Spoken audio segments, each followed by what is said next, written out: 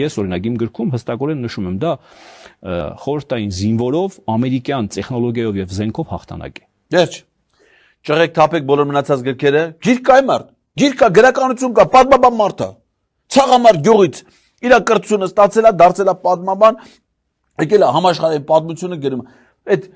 ֆալշիֆիկացված այդ գրքերը, ճղեք թափեք բոլոր արդեն գրականություն կա, ժամանակակից գրականություն, ամեն ինչը գրել է, հստակ շեշտադրումներն արել է։ Եղավ։ Դու էլ երեխեքին լավ էլ արել ես Պետրոս, որ քո երեխուն ուղարկել ես Գերմանիա սովորելու։ Կմնար ստե ես իմիջ միֆերի ազդեցության տակ, ստե բուֆետներն դե գիտես, անկապ ստե բուֆետները։